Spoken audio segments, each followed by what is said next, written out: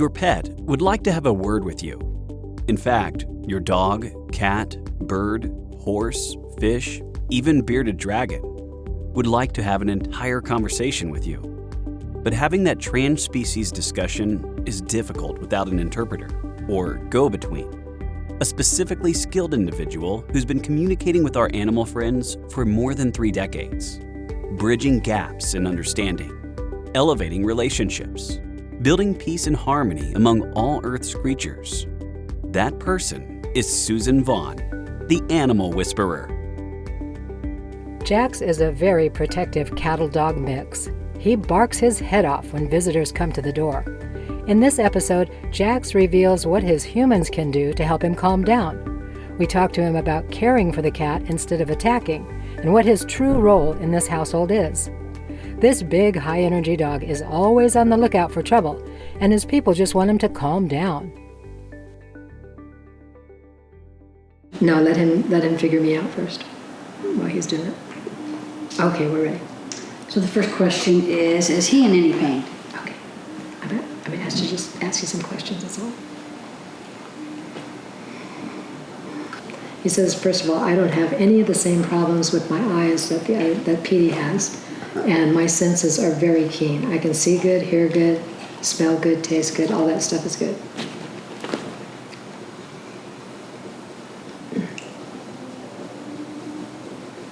I don't know if you guys have had any dental work or anything, but he's like, my teeth are great.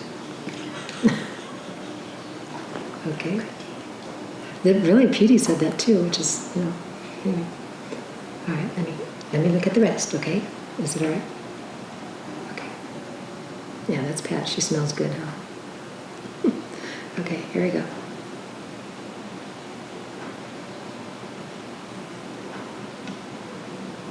Okay, all the things in the throat look good, like pituitary, I think is there. No, that's a brain thing, but thyroid, all that looks good right now. He's like, everything is good here, move along. Okay. And so he's like, I'm very sound, and if I did have something, I probably wouldn't tell you about it. And I don't want to have anything done to me, for me, or anything like that. I'm good. Okay. So the next question is the same question about the cat. Oh my. Can he they double team the cat? Attacking the cat? Oh my goodness, okay. Sometimes I think if it were only one of them in the room, we wouldn't have any attack of the cat. But the two of them are a pack. And it starts with him, where he will take high alert, and he'll put his ears up, and he'll put his nose down, and now they both think they need to attack the cat. Okay. We have to keep them separate. All right.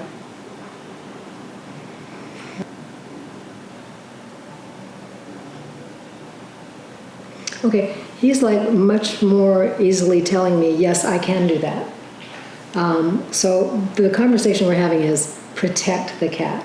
So he shows me right away both dogs with their butt toward the cat, which is exactly what I want them to show me. Mm-hmm. And he's like, yes, I can do that. So I'm saying, this is part of your pack. This is something to protect. The cat's not buying it, The cat is like, yeah, I'll believe that when I see it. But they're both, especially, what's his name again? Petey? This is Jax? Jax. Especially Jax is saying, yes, I can do that. I can protect the cat. So let me just go in and talk about it again.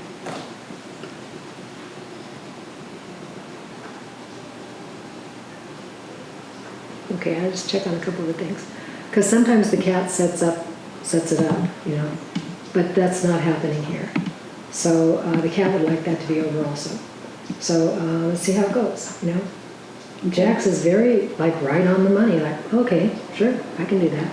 I had a thought in my head to bring one dog at a time out here and then bring the cat out here, because she never comes out here. Mm-hmm.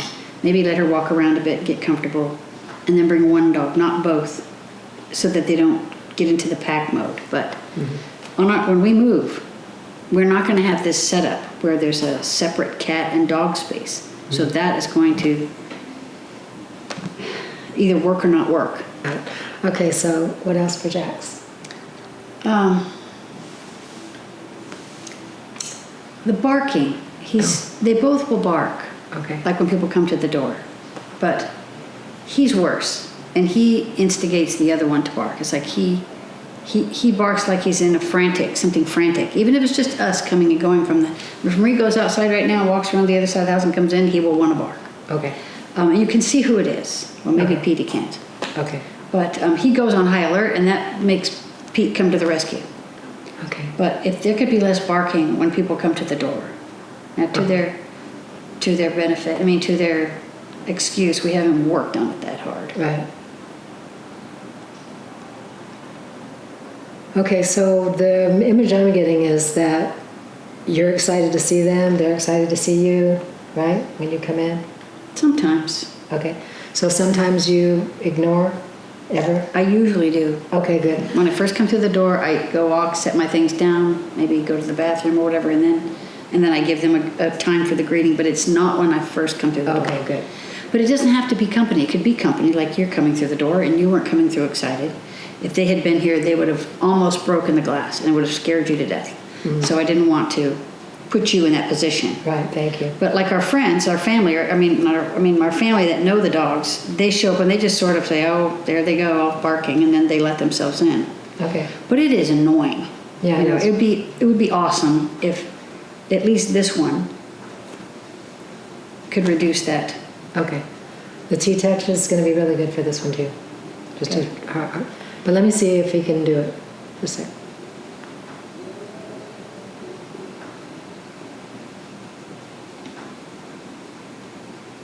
So do you have a command that works that's lay down?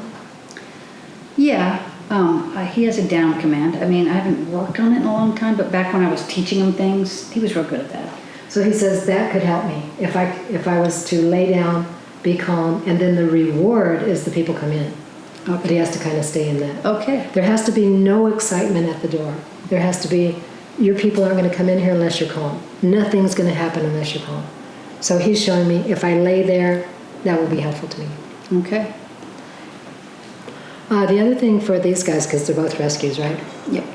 They need all the information. Who's coming? When are they coming? What are they like? Have I smelled them before? And they're coming in an hour, whatever. So all of that would be helpful. Just, talk it out. You don't have to be telepathic about it. Okay. You just talk it out because your mind pictures will match. So you'll be saying, these people are coming. All of a sudden this little movie starts playing. They'll get it. Here's what we want you to do. Be calm. You show a picture of them. So all this stuff will play while you're speaking it. And let me see if he can do it. Well, he shows me again. If I'm laying, it's better for me. It's not a protective thing for Jax. He's not afraid, really. It's a protective thing about you guys, actually. It's not like I'm afraid of these people. It's more like my deal is to protect my people. Don't mess with them. So let me see if there's more on that.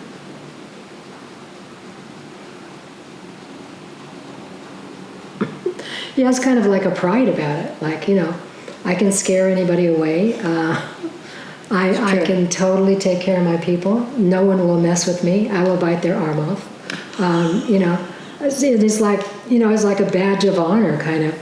I don't know exactly how to get around that, but a whole lot of reward for being calm. Like a lot of people don't think of, should I reward my dog when he looks like that? Yes. When your dog is totally passed out, give them a little pet and say, good dog, Make sure they're getting the reward for this. I'll let Pat go over there for a minute.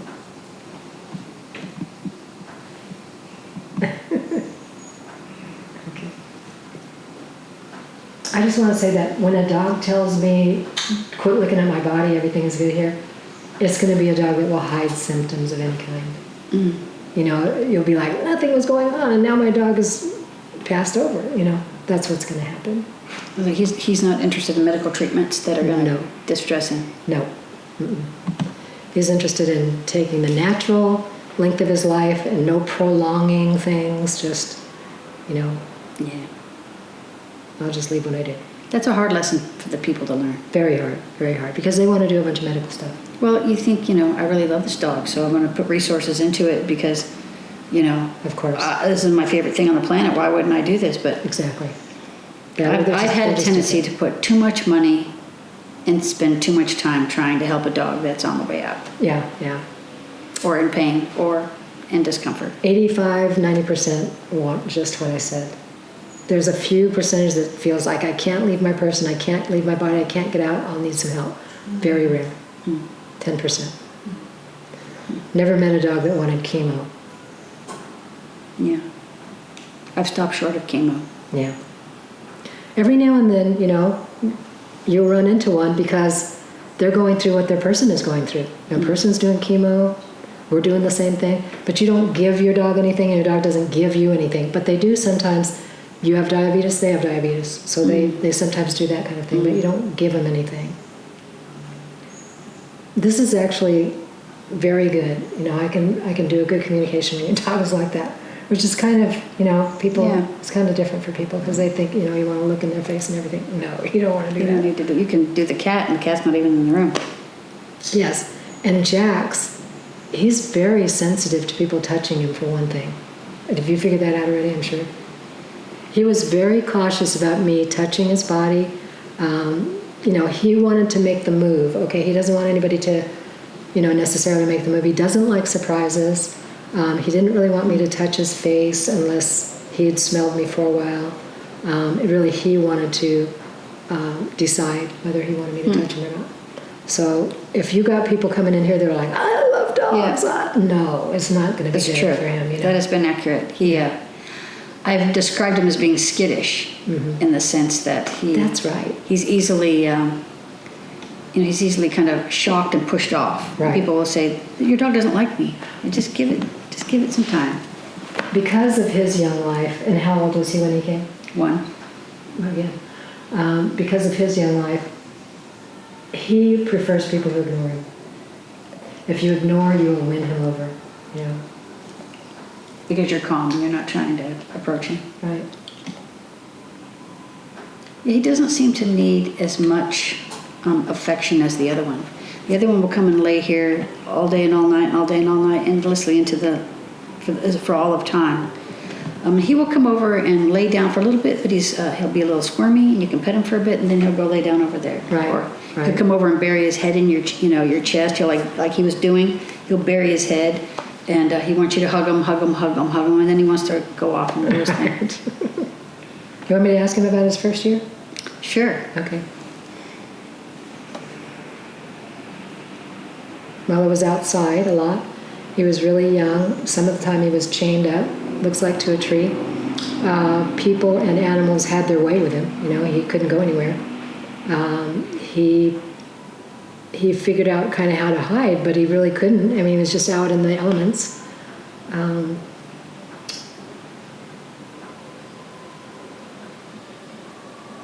One person didn't treat him well in terms of there was a stick involved, and he wasn't really doing anything wrong.